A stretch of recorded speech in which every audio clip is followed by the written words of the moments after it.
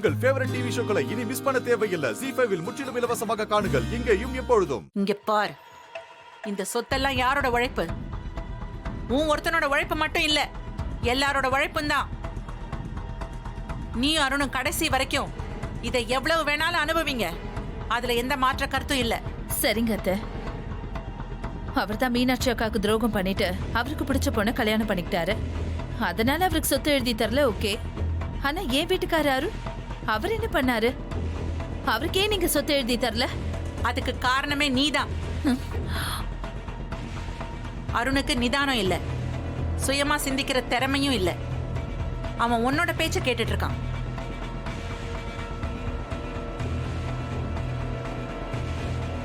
என்னைக்கு அவன் உன்னோட பேச்ச கேட்கறத விட்டுட்டு சுயமா சிந்திக்கிறானோ அன்னைக்கு அவனுக்கானது அவனுக்கு வந்து சேரும்.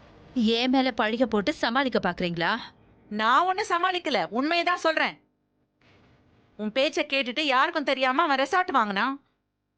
யாரும் பண்ண தப்புக்கு கார்த்தி தான் பண்ணிருக்கான்னு பிரச்சனை பண்ணி சொத்தை பிரிச்சு கேட்டான்.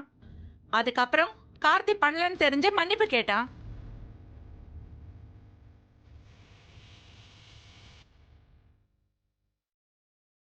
இங்க பாரு ஐஸ்வர்யா, அருணுக்கு என்ன பண்ணணும்னு எனக்கு தெரியும், கார்த்திக்கும் தெரியும். அவனுக்கு எதுவும் இல்லைன்னு நான் சொல்லல. அவன் இப்பதான் கொஞ்சம் கொஞ்சம் பிசினஸ் கத்துக்கிட்டு இருக்கான். முழுசா கத்துக்கிட்டோம். அவனுக்கு இன்னும் முழு பொறுப்பு வரல. பொறுப்பு வந்ததும் அவனுக்கு என்ன சேரணுமோ அதை அவனுக்கு கொடுத்துருவேன். அப்போ நீங்க சொல்றத பார்த்தா அவர் என்னோட பேச்ச கேட்க கூடாதுன்னு சொல்றீங்களா? நான் அப்படியே நான் தப்பு பண்ணிட்டேன்? ஐஸ்வர்யா, நீ என்ன தப்பு பண்ணல? இந்த அப்பாவி பொண்ணு தீபாவை வீட்டை விட்டு வெளியே அனுப்ப எவ்வளவு பிரச்சனை பண்ணிருக்க, அதெல்லாம் மறந்துட்டியா?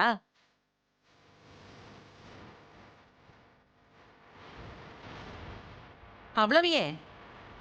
இப்ப கூட உன் அம்மா கூட சேர்ந்துக்கிட்டு வீட்டை விட்டு வெளியே போன என்ன திரும்ப வீட்டுக்கு வரவிடாம கொலை பண்றதுக்கு பிளான் பண்ணல?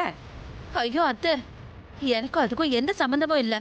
இது எல்லாமே எங்க அம்மாவோட பிளான். அவங்க ஒத்துக்கிட்டு ஜெயில இருக்காங்க. இந்த நடிப்பு நாடகம்லாம் என்கிட்ட போடாத ஐஸ்வர்யா. உன்னை பத்தி எனக்கு நல்லாவே தெரியும். ஏதோ நீ மாசமா இருக்க, இந்த வீட்டோட வாரிசை சுமந்துட்டு இருக்கேன்னு சொல்லிதான் உன்னை நான் சும்மா விட்டு வச்சிருக்கேன். இந்த லட்சணத்துல நான் சொத்தை எழுதி வச்சா இன்னும் என்னெல்லாம் பண்ணுவியோ?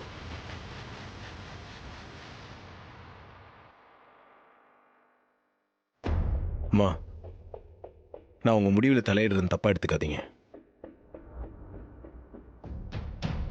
தப்போ சரியோ, சொத்தை நீங்க அண்ணனுங்க 2 பேர் மேலேயுமே எழுதி வச்சிருங்க. எதுக்குமா என்னால தேவையில்லாத பிரச்சனை?